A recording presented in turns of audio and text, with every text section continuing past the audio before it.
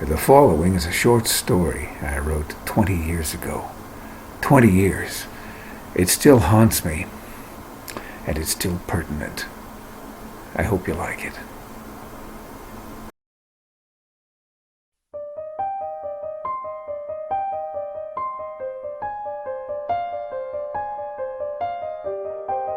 The Village Fox. In the outer world of cattle and crows, cranes and catfish, we find a specific placement of animals, minerals, men. There are, however, those who don't quite fit in. One such creature was a fox who'd lost his place in the plan. His nature was to hunt and forage in woods and foliage. His role was as a predator, not a protector. It was a strange reluctance and a querisome situation that kept a fox at bay from his own nature. He didn't know why, but this fox could not hunt. Other foxes had dinner in their dens and meat in their teeth. Perhaps it was their aggressive tendencies, their cunning or craft that simply took all their eyes desired. In any event, they most certainly had sustenance in its season, in their youth, in their cupboards. Could it be that they were more foxy than he? He knew not, having not been taught, having not been trained in the ways of the hunt or the building of dens. And so it was, as he felt this youth begin to escape, that he took to the paths. He took to the roads and fringes of fields in search of a shelter he could call his own. Under large trees he found cover. In abandoned crevices and caves he kept out the harshest of seasons.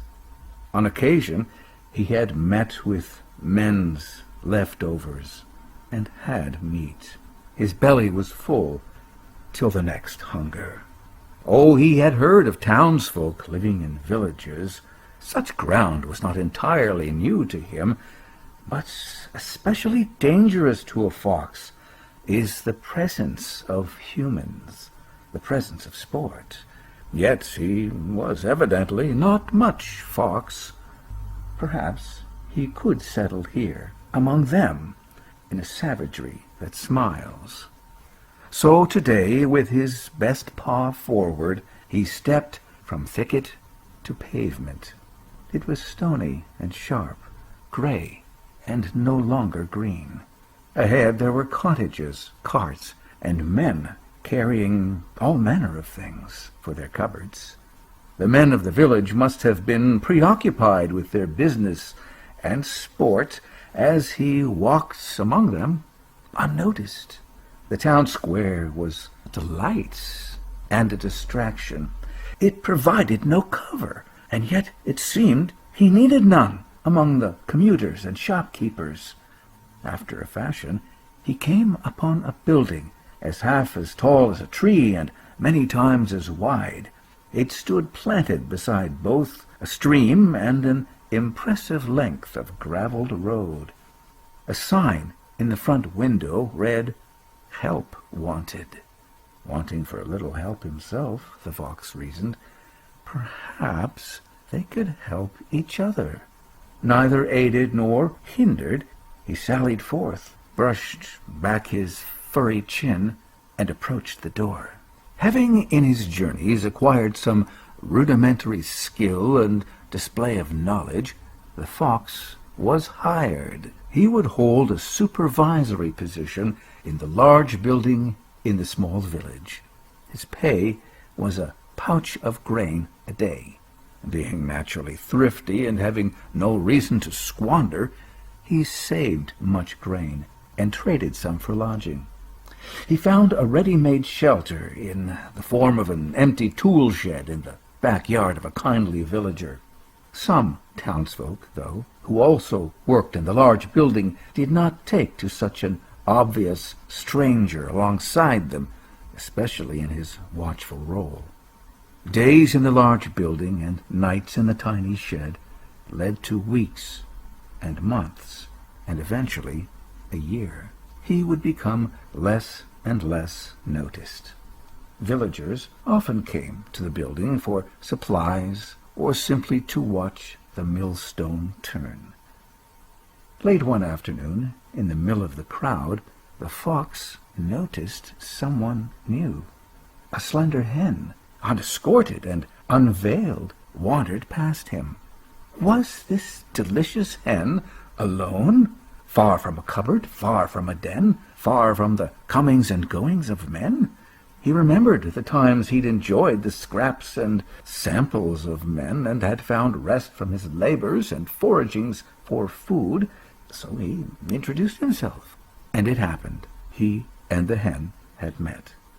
Further weeks passed. The fox stayed up nights, grinding his teeth on bags of grain for meal and porridge. On his days away from the mill, he would dig for roots and acorns where they might be found. Routine brings with it the replacement of instinct with familiarity, of nature with convention. One autumn morning he was called to the top floor, the mill owner's office, and was told he was to receive an assistant. He was to welcome his new helper, the hen. And so in day and dark, in fun and foul, in grist and grind, in brick and trowel, they worked alongside each other. The fox and the hen would become close, though unusual friends. Having left his foxy ways under the scrutiny of men, the fox earned the trust of a hen, and a hen earned a suspension of instinct within a fox. It must be mentioned it was at this point that the fox learned of how this particular, fresh, delightful hen could feel strangely safe and unafraid with him. She, you see, belonged to another, a country fox who lived just outside the village, just beyond the trail of horses, and just past the reach of a village fox. Each morning she would arise with the country fox above the crisp dew of fresh fields. She made a home in his den to their mutual comfort and ownership. Here the hen had the den and the protection of her captor, and he the security of knowing he might always have meat if, in times of scarcity, the need arose. In daylight and regular intervals, as weeks are wont to offer, the hen would return to the mill and the side of the village fox, who had lost his nature to machinery and the marchings of men. Thinking to find his freedom, he, the fox, and they all had each only fashioned and attended to a trap of their own private fitting. Not content with her nightly attentions and comforts, the hen thought, wrongly but sincerely, with her company to rescue this displaced village fox from his discontent. Yet their being together in his words, his thoughts, his time, his tales, and all but his heart, she would want far too much and not nearly enough. Their closeness was attained at the distance of her choosing, at the carrot of her unattainable dangling. Out beyond the borders of good intentions lay the markings of madness. When cost cannot meet profit, millstones become more a weight than their worth. Becoming distantly aware of his forgotten self, the fox could not fully accept a hen's costly attention.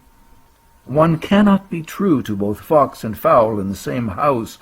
The hen grew upset, and the fox grew in conflict. He knew full well how he longed for her side and a rest from his labors, yet somewhere beneath the domestication and duty, the fox was a hunter and the hen was meat, and nature does not serve instinct with tea and place settings. This fox was broken. He had traveled so far into society to find that he was still an animal, even outside the woods, as the sun itself is suspended amidst darkness. He would not make it to the mill that morn, nor to the shed that eve. Likewise, he would no longer walk upright among men, nor peaceably among prey. His home was a coat of thickened fur. His rule was predetermined by claws and teeth. He was not for the gathering of grain, nor porridge, nor roots, but the tearing of flesh and the grinding of bone. He left his sacks of meal for the wind, and took to the field, past the village gate, past the path for horses, even up to a den. And there he paused, the last pause of his life. Then, with a howl that shook the town, into the thicket he leaped. He would hunt and reap with a ferocity due. Where his belly was filled, he was home. Where a lantern shone, he would beware. He now knew man to be the most unsated of beasts, having lost his scent to society, his will to wage, and his field to cage. But foxes are wise to the ways of the world, and never again would he seek to walk where he cannot, as one he is not. Never again will a fox be caught in a trap so easily set, for feet so willing. The Village Fox, November 2003.